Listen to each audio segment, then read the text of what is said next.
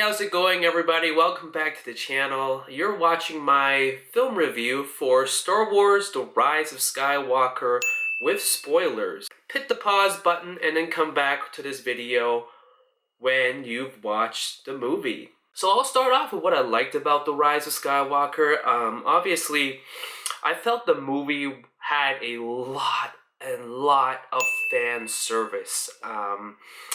With The Last Jedi, it was very centered on telling the story of Luke Skywalker and Rey and the fall of the Jedi and all that. And, anybody can being a hero. I thought that was okay. I thought that was a big risk that was taken by Rian Johnson because we haven't seen storytelling like that for a Star Wars movie. But I really felt that J.J. Abrams really made it a focus in this film to bring back a lot of the fan service that a lot of fans, especially for the last installment of the Skywalker Saga, really appreciated. And I know I, as a fan, really appreciated a lot of the Easter eggs that showed up as well. And in particular, some of the scenes that really threw it back to a lot of the most memorable moments from the original trilogy and also the prequel trilogy. So, just to give you a few examples of some of the fan service moments that I really appreciated, when Maz Kanata gave Chewie his Yavin ceremony medal.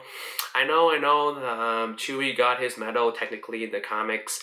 I know all of that stuff, but to see it again on the big screen, and I can't think of any other reason why JJ would put that into the movie other than to call back to that final Yavin ceremony scene in The New Hope, where Chewie for some reason didn't get a medal. It's been like an ongoing debate for fans for like so many decades now, and I thought that was really funny and I really enjoyed that particular fan service. All the cameos that were made in the movie, John Williams being a bartender. I don't know if you guys caught that in your viewings of The Rise of Skywalker. That 2-second cameo of Wedge Antilles coming back in the Falcon. And hearing some of the animated series voice actors in the final scene where Rey calls out to all the Jedi of the past. We heard Ashley Eckstein as Ahsoka. We heard Kanan Jarrus. We heard, Qui-Gon. I think Sam Witwer was in it too. I think, well, obviously Luke was there, but Hayden Christensen made a voice cameo as well in that last scene. And I thought it was really cool just to bring it all together, It would have been nice to see a lot of these characters come back onto the big screen, actually. I was dying to find out if we would see for the first time a live-action Ahsoka. We didn't get to see it, but hey, hearing Ashley Eckstein's voice in a main Star Wars movie, I thought was really cool, especially for me as a big fan. Now, one thing I wanted to point out about that scene with all the Jedi from the past calling out to Rey, they're all dead. So if they're all dead, then by default, is Ahsoka dead? That was my biggest question coming out of the movie, actually, ironically enough. But Dave Filoni kind of sent out a tweet the last couple of days and just kind of teased at the fact that Ahsoka might not be dead. So all the Ahsoka fans out there, don't worry. It doesn't seem like they're done with telling Ahsoka's story yet in Star Wars, and that's absolutely great news. More fan service scenes that I really enjoyed, and I think in particular this is probably my favorite scene in the whole movie, was that CGI scene that showed a young Luke and Leia right after Return of the Jedi doing the training run together. And we saw for the very first time on screen Princess Leia holding a lightsaber.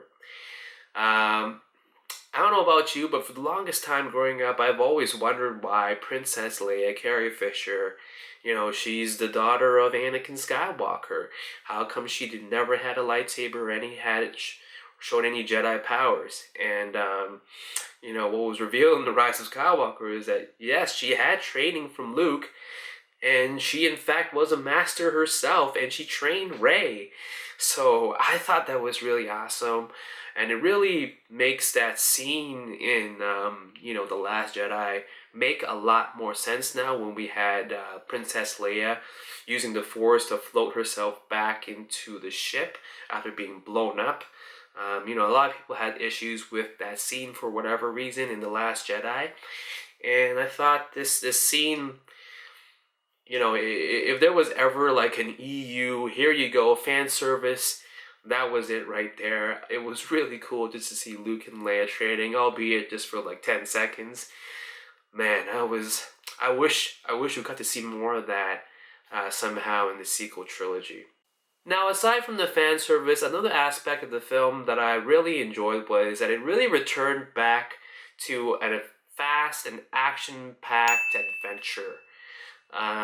With The Last Jedi, it felt like a film that was centered around a couple characters, and it kind of felt dragged on for a long period of time throughout the film, in my opinion. Rise of Skywalker was so fast-paced, bang, bang, bang, bang, bang. A lot of moving parts. There was a lot of action scenes. To me, that's what Star Wars should be about. I love the scenes where they had all the Resistance ships coming in at the end. I love the scenes with all the Sith Star Destroyers coming out. That's what Star Wars is to me. That's what made me love Solo: A Star Wars Story. Star Wars is supposed to be fun. And regardless of what the story is, if it isn't fun, it's not Star Wars. And I really thought that The Rise of Skywalker, despite its flaws, really was a fun and enjoyable ride for the Star Wars fan out there. And I thought that was really important to point out. And kudos to J.J. Abrams for bringing that back in this final installment of the Skywalker Saga. Finn being Force sensitive. Now, if you haven't noticed in the movie, Finn kind of hinted 5 times in the movie that he was Force sensitive. And I thought that was really cool. Finn for me was always the character out of the 3 main characters that I thought really needed more screen time. I really wanted to learn more about Finn and what it was all about. And I think making Finn Force sensitive, making him have the ability to sense when Kylo Ren was about to hit up the trio, or knowing which Star Destroyer to strike towards the end of the movie. I thought that was really cool because I remember watching the Force Awakens trailer when Finn held up the lightsaber. I thought for sure that he was going to be a Jedi, and when I found out that he wasn't, I was a little disappointed, to be quite frank. Now, with Finn being Force sensitive, and this has been confirmed by pretty much everybody, John Boyega, blah blah blah, J.J. Abrams, all you do is look online. I think this really opens up a lot of opportunities in the future to really go dive deep into what Finn's character is going to be like if they ever choose to do a spin-off series or something on Disney Plus about the Resistance.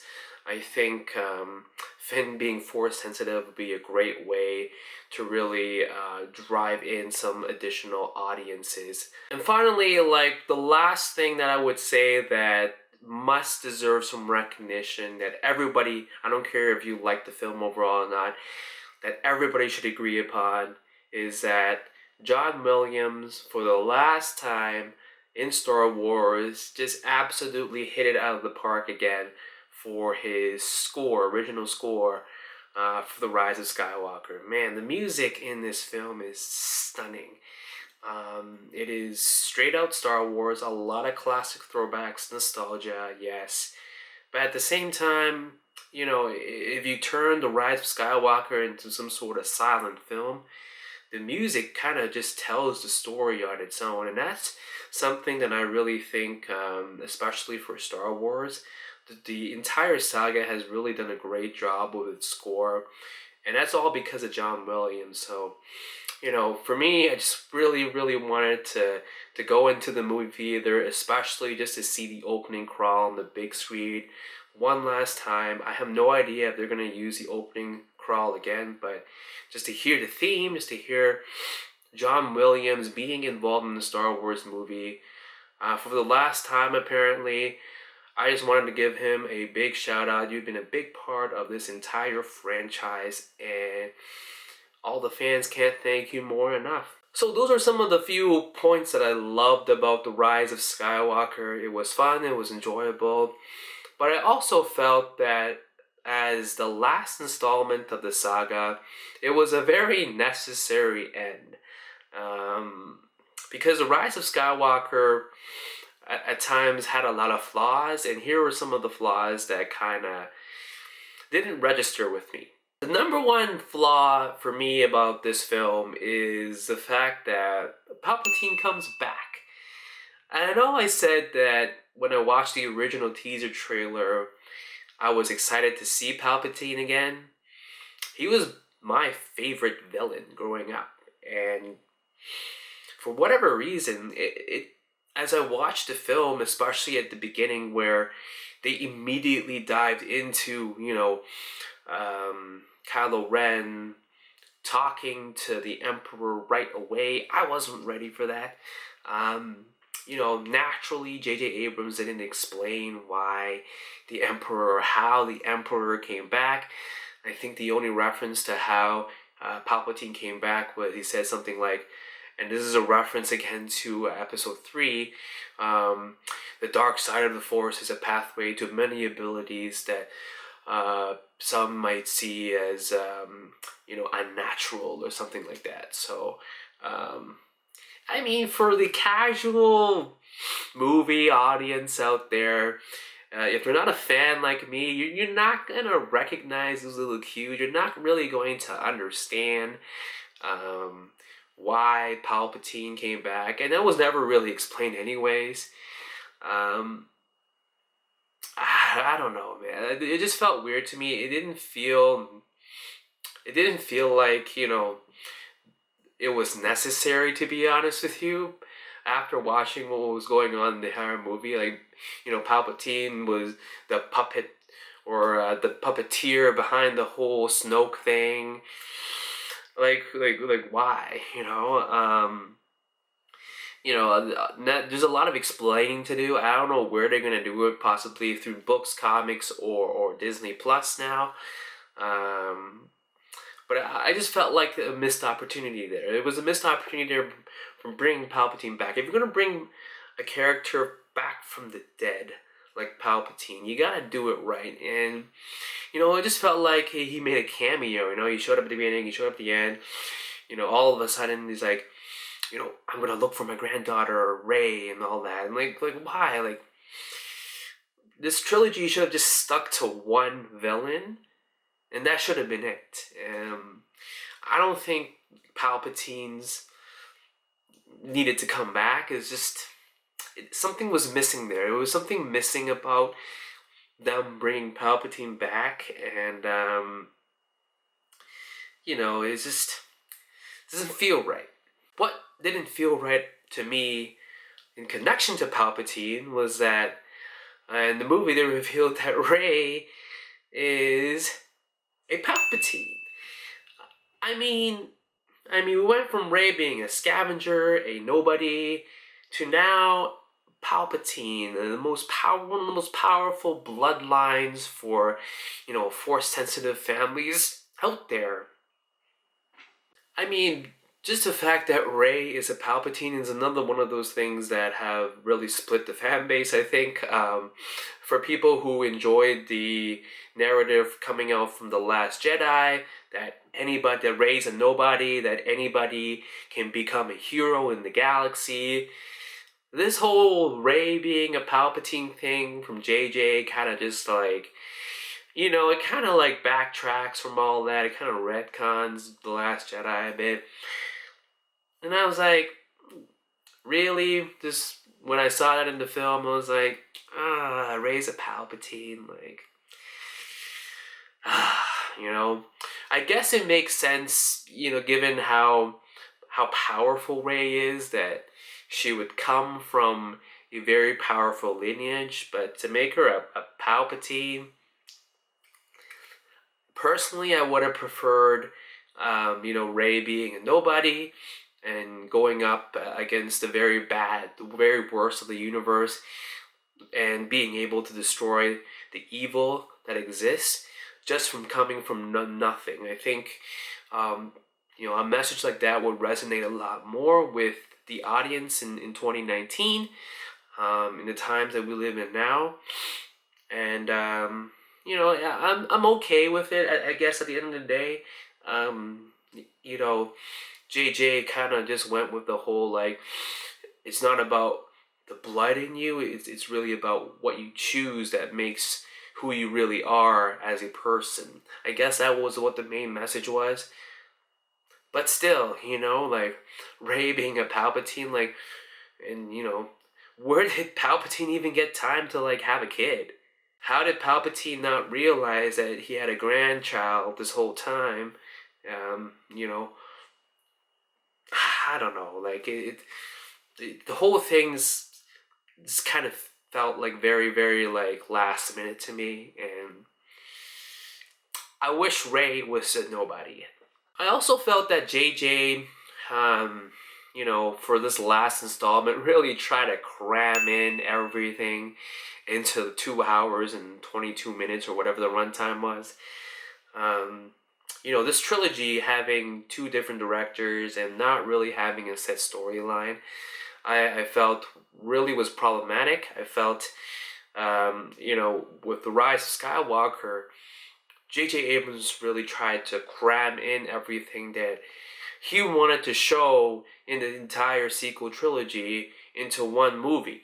I think if the entire trilogy had a set storyline from the beginning to the end, things would have flowed a lot better and we wouldn't have had so much division amongst the fan base. I think for Star Wars to really come back from the sequel trilogy, they really have to hire a director with one vision, one narrative, one storyline from beginning to end, and to really, really unify the fan base again, because this whole thing, man, like, Rise of Skywalker, I loved it, don't get me wrong, but I can only imagine how hard it was for people who don't understand Star Wars to try to get into the movie, because there was just so much going on.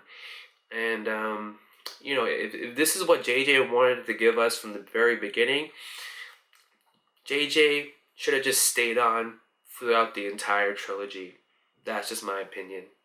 And as a result of, Rise of Skywalker trying to jam in everything in this last movie, I felt like it really missed the point in terms of giving this entire sequel trilogy some sort of main purpose. For the prequels, it was basically the story about the fall of Anakin Skywalker. The original trilogy was all about the redemption of Darth Vader / Anakin Skywalker. What was the sequel? What was the point of the sequel trilogy, other than giving us more characters and Disney making more money and all that? I can't think of any reason why we had Rey and Finn and Poe and all that. I can't think of any reason why, the First Order would exist and all that. I don't know what the overall message is for the sequel trilogy, other than maybe, if you just focus in on Rey, that, it's not about, where you come from or, what your family is. It's all about the choices you make in your life, or something corny like that. Like, I don't know. I don't know what the main purpose of the sequel trilogy is from a storytelling perspective. And it just, Rise of Skywalker didn't help with that at all. And as a shout out to Rian Johnson, I remember coming out from 2017's The Last Jedi, not liking that movie at all. Rise of Skywalker really made me look back on what Rian tried to do. And now I kind of really appreciate The Last Jedi that much more, I recognize the film now as just a completely different take to Star Wars, and I just wanted to give Rian Johnson a shout out too, because, I appreciate the film more, and I think that was something that was positive about The Rise of Skywalker, So that leads me to what I think about the future of the franchise. This is it for the Skywalker Saga, according to Kathleen Kennedy. We're not going to get any more main episodic stories coming from Star Wars about the Skywalkers anymore. Kathleen Kennedy kind of, teased us a bit and said in one of the press tours that, we might not be seeing the end. This might not be the end of the Skywalkers as it is. Like, we might be teased, or we might see cameos of some Skywalkers in the future, or we might see like a lightsaber pop up or something, here and there. But this should be it in terms of having a mainline story about the Skywalkers. And for me, that has me kind of scared. I'm scared because we've always known the Skywalkers as being representative of what Star Wars has been about. Where did Disney go from here? This is what I'm scared about. We've seen what Disney can do with The Mandalorian. We've seen what Disney can do with spin-off series like Rogue One, which I loved, with Solo, a Star Wars story, which I know didn't get a lot of love, but I personally loved it as well. We've seen Disney being able to do spin-offs really well for Star Wars. No questions. But where do they go from here? I mean, there's an upcoming trilogy that we have no backstory for currently. A lot of people are just assuming that it's going to be about the Old Republic. If it is about the Old Republic, I think honestly that is the safest option for Disney. I think there's a lot of pre-existing materials out there that they can really use to really make it an interesting and unifying trilogy again for the fans. But who knows? And this is the part that, really scares me as a fan. Star Wars has always been about the films. And right now it really seems like Disney is looking to diversify a lot of the content towards things like Disney Plus. What does this mean for the animated shows like Star Wars Resistance, which I know is ending, but what's going to replace it? We've always had an animated series throughout the past decade and a half or so. What's to come with that? Are we going to start seeing, more comic books or something like that, or more novelizations? So it's certainly exciting as a fan, but I'm also a little bit scared because it's really a fear of the unknown. That's what I'm feeling right now. I have no idea what to expect from Lucasfilm. There's really not going to be any more movies until 2022, and that's a long time from now. If it is about the Old Republic, if we're going to really focus on the Old Republic in the new trilogy, I think that'd be great. I think that would help unify a lot of the fans again because of games like Knights of the Old Republic and canon characters, I guess, now that fans have loved for a long time, like Darth Revan. But for me personally, I would love for Disney to really take it to the next level and give us something that goes way into the future, beyond what Rey and everything's all about, and give us just a completely blank slate of Star Wars. Give us something that, we've never seen before. So much real estate right now with Star Wars that Disney can really do anything. And, while it should be an exciting time for all Star Wars fans out there, regardless of what you thought about the Rise of Skywalker, I kind of fear the unknown sometimes, and I hope, what's in store is something that all fans can really like. What did you guys think about the Rise of Skywalker? Let me know in the comments below. Make sure you give this video a thumbs up, and make sure you hit that subscribe button as well.